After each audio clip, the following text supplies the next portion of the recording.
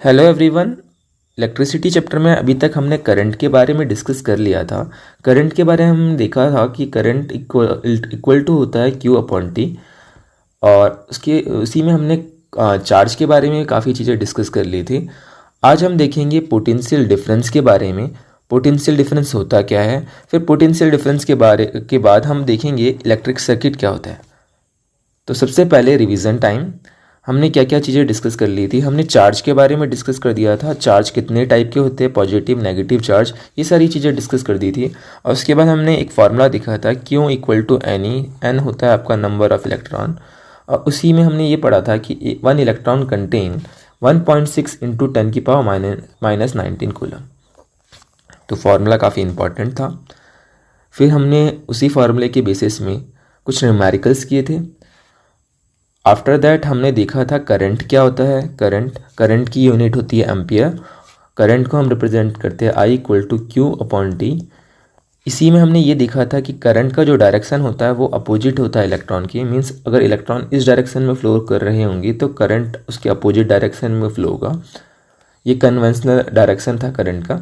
इसके बारे में हमने प्रीवियस स्लाइड में डिस्कस किया, प्रीवियस वीडियो में डिस्कस किया हुआ था। You can easily watch it.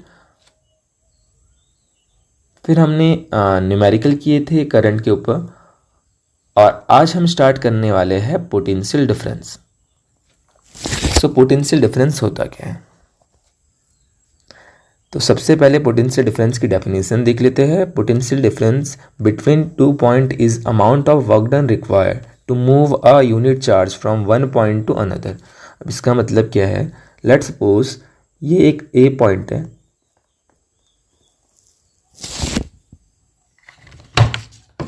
और ये आपका बी पॉइंट है।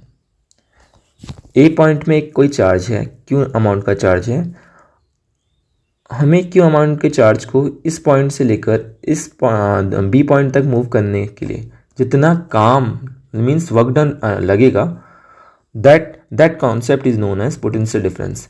बिकॉज आप कुछ चीज़ कर रहे हो, आप मेहनत कर रहे हो, मीन्स चार्ज को यहाँ से लेकर यहाँ तक मूव करा रहे हो, तो उसमें कुछ काम तो लगेगा ही, वर्क डन लगेगा। सो वही आपका क्या है, पोटेंशियल डिफरेंस है। तो फॉर्मूला आपका बन जाता है V equal to W upon Q. Actual में इसी फार्मूले को हम एक अलग तरीके से भी लिख सकते हैं। लेट्स सपोज यहाँ पे पोटेंशियल डिफरेंस V1 है, यहाँ पे V2 है। तो आपका फार्मूला क्या बन सकता है, V1 minus V2 equal to W upon Q. But for 10th class generally हम लिखते हैं V equal to W upon Q.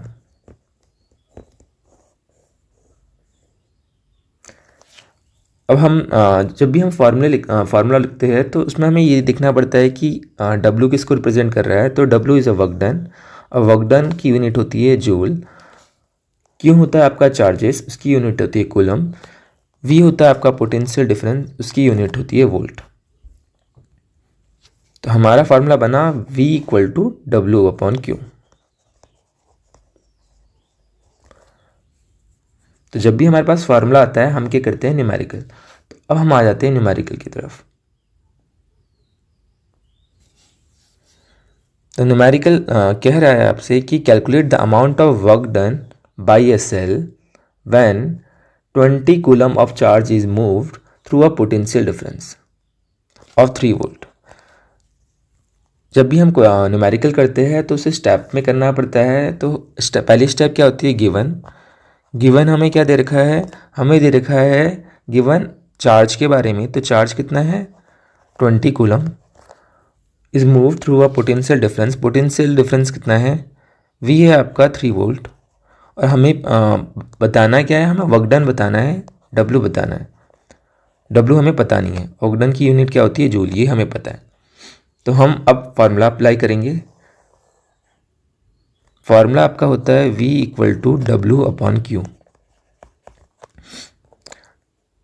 W की वैल्यू हमें नहीं पता है, उसको हम वैसे ही रख देते हैं। Q की वैल्यू हमें पता है, उसको हम लिख लिया हमने 20। V की वैल्यू हमें पता है, उसे हमने लिख लिया 3।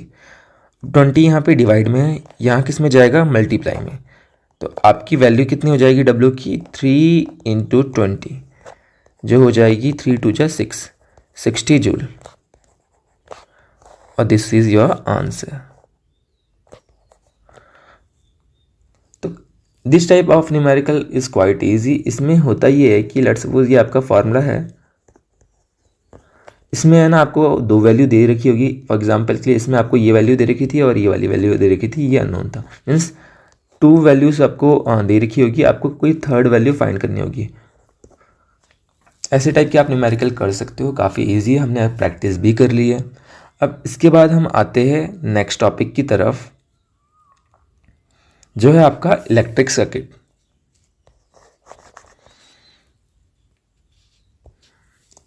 आप ये सोचो कि अगर मुझे है ना कोई इलेक्ट्रिक सर्किट के कोई भी एक नॉर्मल लेट्स सपोज मैंने कोई बल्ब को कनेक्ट किया और मेरे को है ना इसके बारे में स्टडी करना है, तो मैं एक्चुअल डायग्राम बनाने की जगह मैं एक है ना सर्किट डायग्राम बना सकता हूँ। तो सर्किट डायग्राम बनाना मेरे लिए काफ़ी आसान पड़ेगा। तो फिजिक्स में जो हम सिंबल की मदद से किसी भी डायग्राम को बनाते हैं, इलेक्ट्रिक सर्किट डायग्राम बनाते हैं, उसी को ही हम इलेक्ट्रिक सर्किट डायग्राम कह सकते हैं। मीन्स लेट सपोज कोई बल्ब है, आपके सामने ये डायग्राम दिख रहा होगा। बल्ब को आप इस तरीके से भी रिप्रेजेंट कर सकते हो, या बल्ब को बनाने का तरीका एक ये भी होता है। ये आपका बल्ब हो गया और इस बल्ब को मैंने वायर के थ्रू कनेक्ट कर दिया, और ये जो डायग्राम दिख रहा है आपको, ये जो अभी मैंने बनाया है, ये आपका सेल होता है। This one is cell. ये आपके वायर्स हो गए, वायर के थ्रू आपका करंट फ्लो हो रहा है। ये बल्ब आप क्योंकि हमने है ना इसको सेल से कनेक्ट किया तो बल्ब ग्लो होने लग गया। तो इसी डायग्राम को आप बोलोगे इलेक्ट्रिक सर्किट। इसमें this one is a cell, और ये जो आपको ये दिस साइड जो है आपकी लेफ्ट साइड, वो आपका पॉजिटिव एंड है। ये स्मॉल साइड जो है ये आपका नेगेटिव एंड। इलेक्ट्रिक सर्किट में काफ़ी बेसिक पार्ट्स है। उसमें से सबसे पहला सोर्स होता है। सोर्स आपका सेल होता है। सेल को आप रिप्रेजेंट कर सकते हो कुछ इस तरीके से। ये जो आपकी बड़ी साइड है ये पॉजिटिव रहती है, छोटी साइड आपकी नेगेटिव रहती है। This one is a cell. अगर बात की जाए बैटरी की, तो बैटरी में क्या होता है कि अगर मल्टीपल सेल मिल गए तो उससे बैटरी बन जाएगी। तो एक सेल हो गया, फिर हमने दूसरे सेल से कनेक्ट किया, फिर हमने तीसरे सेल से कनेक्ट किया, तो ये आपकी बन गई है बैटरी। कंट्रोल का मतलब है आप स्विच की मदद से आप किसी भी सर्किट को कंट्रोल कर सकते हो। स्विच आपका बन सकता है कुछ इस तरीके से। ये आपका ओपन स्विच हो गया, मीन्स अभी इलेक्ट्रिसिटी पास नहीं हो रही है। अगर आपको स्विच को क्लोज करना है तो आपने है ना उसे क्लोज कर देना है। ये आपका क्लोज स्विच हो गया है। स्विच को है ना बनाने का एक और तरीका हो सकता है। ये आपका ओपन स्विच हो गया। क्लोज स्विच करने के लिए आपने है ना बीच में डॉट लगा देना है। ठीक है, कनेक्टिंग वायर नॉर्मल तरीके से बनाते हैं। ये आपका कनेक्टिंग वायर है। इसके साथ और भी इलेक्ट्रिक कंपोनेंट्स रहते हैं। जिस फॉर एग्जांपल के लिए बल्ब को हमने ऐसे बनाया, ये आपका इलेक्ट्रिक कंपोनेंट था। रजिस्टर का मतलब, ऑल्दो रजिस्टर कॉन्सेप्ट अभी बाद में डिस्कस भी होगा, बट अभी हम सिंबल ही डिस्कस कर रहे हैं। रजिस्टर मतलब जो करंट को अपोज करे। तो रजिस्टर का सिंबल कुछ इस तरीके का होगा। बल्ब का सिंबल हमने डिस्कस कर ही लिया है। एमीमीटर और वोल्टोमीटर, इस स्लाइड में अब हम डिस्कस करते हैं एमीमीटर और वोल्टोमीटर क्या होता है।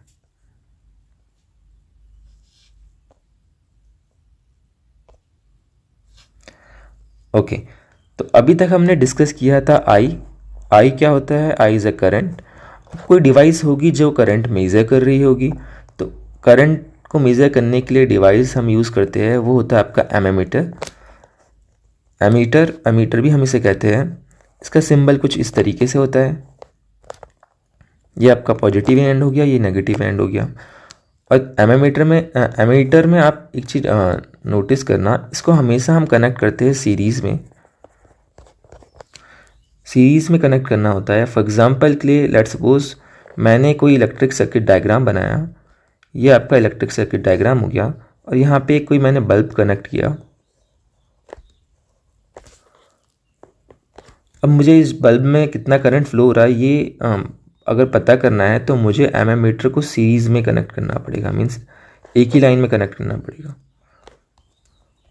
सीरीज़ कॉन्सेप्ट क्या होता है, पैरेलल कॉन्सेप्ट क्या होता है, ये हम आगे डिस्कस करने वाले हैं। तो अभी के लिए हम बस इतना समझेंगे कि एमीटर का काम होता है करंट को मेज़र करना, to measure a current, to measure current.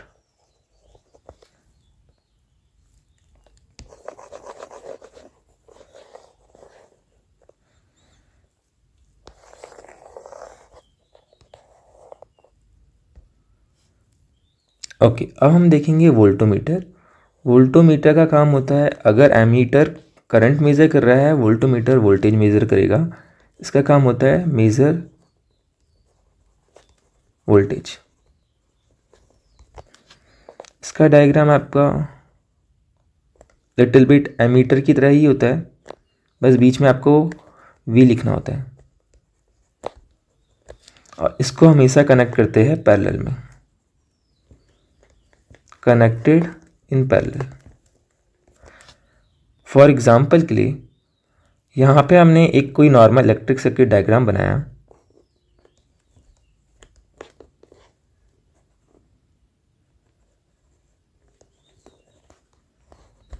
ये एक आपका इलेक्ट्रिक सर्किट डायग्राम है। अगर मुझे बल्ब का वोल्टेज मेज़र करना है तो हम यहाँ पे पैरेलल में वोल्टोमीटर कनेक्ट कर देंगे। बाय दिस वे हम किसी भी डिवाइस का वोल्टेज मेज़र कर सकते हैं। एग्जाम्पल के लिए यहाँ पे आपको एक सर्किट डायग्राम दिख रहा है। यहाँ पे मुझे अगर वोल्टेज मेज़र करना है बल्ब का, तो मुझे यहाँ पे वोल्टोमीटर को इसके पैरेलल कनेक्ट करना पड़ेगा। इस डायग्राम में हम पॉजिटिव और नेगेटिव का सिंबल देख लेते हैं। ये आपका जो बड़ा वाला साइड है ये पॉजिटिव है, ये आपका नेगेटिव है। और करंट कहाँ से फ्लो होता है, वो positive end to negative end. Current आपका इस डायरेक्शन में फ्लो हो रहा है और जिस डायरेक्शन में करंट फ्लो होगा उसके अपोजिट आपका इलेक्ट्रॉन फ्लो होंगे। मीन्स करंट इस डायरेक्शन में फ्लो हो रहा है तो आपका जो इलेक्ट्रॉन है वो अपोजिट डायरेक्शन में फ्लो हो रहे होंगे।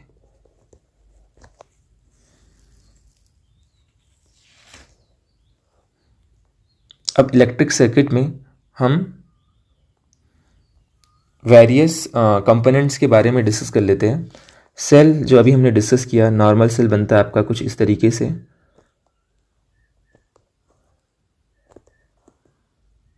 ये आपका होता है पॉजिटिव एंड, ये आपका होता है नेगेटिव एंड। यहाँ आप मेंशन भी कर सकते हो कि 2 वोल्ट की सेल है नॉर्मल सेल। अगर मैंने मल्टीपल सेल्स को कनेक्ट कर दिया तो वो आपका बैटरी बन जाएगा। तो इस तरीके से हम मल्टीपल सेल्स को कनेक्ट करके बैटरी बना सकते हैं। तो यहाँ पे आपको सेल दिख रहा होगा, ये एक सेल है, ये दूसरा सेल है, तीसरा सेल है, सबको कनेक्ट कर दिया हमने। इस डायग्राम को मैं थोड़ी परफेक्ट तरीके से बना देता हूँ। कुछ इस तरीके से आपका डायग्राम बनेगा।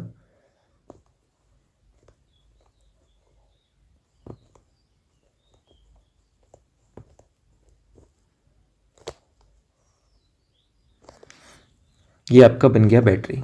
बैटरी मीन्स इसमें कितने सेल कनेक्टेड है, 1 2 3 4। 4 मीन्स 2 4 जा 8 वोल्ट। थर्ड चीज़ हम डिस्कस करते हैं प्लग को आप कुछ इस तरीके से भी बना सकते हो। इसका मतलब है कि अभी करंट फ्लो नहीं हो रहा है, ओपन प्लग, या कुछ इस तरीके से भी बना सकते हो। फिर आपका आता है स्विच जब आपका क्लोज है तो क्लोज का तरीका एक ये भी होता है और दूसरा तरीका होता है कुछ इस तरीके से। अगर कोई 2 वायर ज्वाइंट है तो बीच में आपको है ना डॉट लगाना पड़ेगा, मीन्स ये कनेक्टेड है। अगर कोई वायर ऊपर से पास हो रहा है, मीन्स नॉर्मल वायर है ऊपर से पास हो रहा है, तो आपको कुछ इस तरीके से सिंबल बनाना पड़ेगा। बल्ब को बनाने का तरीका काफ़ी सिंपल है। जस्ट आप इस तरीके से बल्ब को बनाओगे। जब बल्ब ग्लो हो रहा होता है, मीन्स जल रहा होता है, तो आपको है ना एक ग्लो वाला सिंबल दिखाना पड़ेगा। फिर आते हैं रेजिस्टेंस की तरफ। तो रेजिस्टेंस जो करंट को अपोज करेगा उसका सिंबल ऐसा होगा। एक वेरिएबल रेजिस्टेंस भी होता है, इसके बारे में हम रेजिस्टेंस टॉपिक में डिस्कस करेंगे। एमीमीटर और वोल्टमीटर हमने अभी डिस्कस किया था।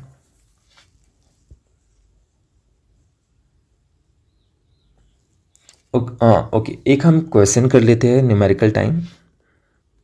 इस क्वेश्चन में बोला गया है सिमेट्रिक डायग्राम बनाना है। Symmetric diagram of a battery of 3 cells. कितने सेल है हमारे पास, 3 cell of 2 volt. and it contain 5 ohm resistance, 10 ohm resistance, ammeter and plug key, all connected in series। तो सबसे पहले हम पावर सोर्स बनाते हैं। पावर सोर्स क्या है, हमारे पास 3 सेल है। तो ये आपका एक सेल हो गया, फिर आपका ये दूसरा सेल हो गया, फिर ये आपका तीसरा सेल हो गया। ये आपके 2 वोल्ट, ये भी 2 वोल्ट, ये भी 2 वोल्ट, कंबाइन आपके कितने हो गए, 6 वोल्ट की है ना बैटरी बन गई। सबसे पहले हम क्या करेंगे, 5 ओम और 10 ओम की रेजिस्टेंस में कनेक्ट करेंगे।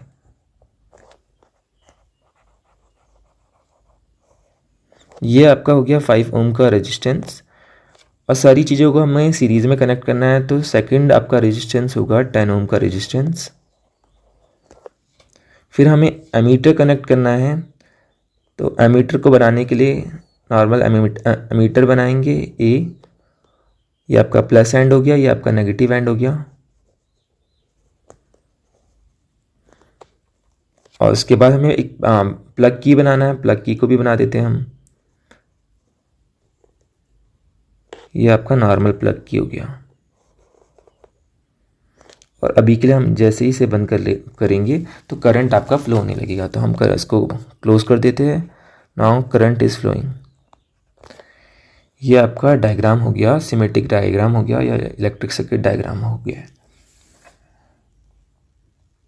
आई होप ये सारी चीज़ें आपको क्लियर हो गई होगी। नेक्स्ट टॉपिक हम जो पढ़ेंगे वो पढ़ेंगे रेजिस्टेंस के बारे में।